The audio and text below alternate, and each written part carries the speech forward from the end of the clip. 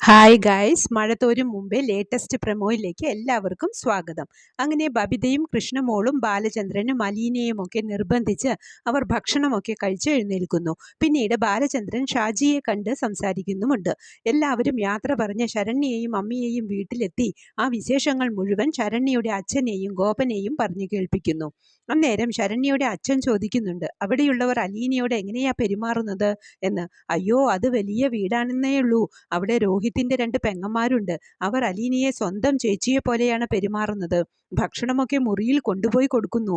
അവരുടെ സ്നേഹവും പെരുമാറ്റവും ഒക്കെ കണ്ട് തിരിച്ചു പോരാൻ തോന്നിയില്ല എന്ന് ശരണ്യയുടെ അമ്മ പറയുമ്പോഴും ഗോപൻ പറയുന്നത്, ആ അവരങ്ങനെ തേനും പാലും ഒക്കെ ഒഴുക്കും, നിങ്ങൾ അത് കണ്ട് മയങ്ങണ്ട എന്ന് പറയുന്നു. ഏതായാലും ശരണ്യയ്ക്കും അമ്മയ്ക്കും മനസ്സിന് നല്ലൊരു സന്തോഷവും സമാധാനവുമായി. ഇനി പഴയ പോലെ ശരണ്യ പഠിച്ച് നല്ലൊരു കുട്ടിയായി തുടരണം.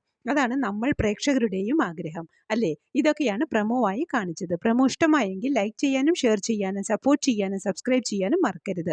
അടുത്തൊരു എപ്പിസോഡിൻ്റെ അടിപൊളി പ്രമോവുമായി വരുന്നതുവരെ കാത്തിരിക്കുക.